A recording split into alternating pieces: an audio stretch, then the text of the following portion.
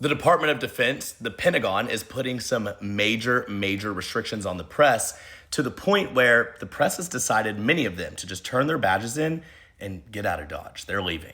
If you're new to my account, my name is Ford Sanders and I'm an independent journalist. Like I said, this has a lot to do with the fact that the Pentagon said, look, you better abide by these new rules that we have when it comes to the press and the fact that you all could be considered security risk or you leave. And what did they do? Many of them said, we're leaving. So yesterday, Tuesday, October 14th, was actually the deadline that these outlets and journalists had to sign on to these new restrictions. At least 30 news organizations, people like Reuters and more, actually decided they're not going to do this because they say this limits their free press and their way to actually look into and get information on one of the world's biggest militaries ever. They say it's a major obstacle and limits their independent news gathering.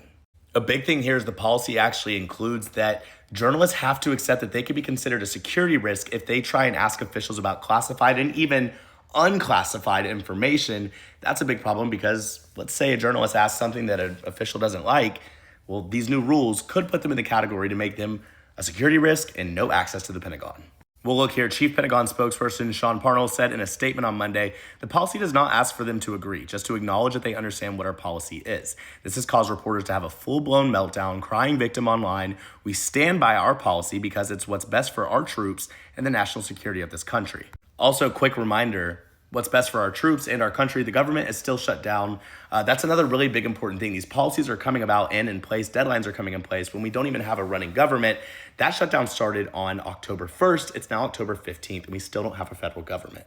And I want you to see just some of the imagery coming out of the Pentagon today, the Department of Defense. You see these journalists packing up and leaving. Their companies, 30 plus, have said, we're not complying with this. This is against free speech, against free press. And you see them, they got their stuff and they're out.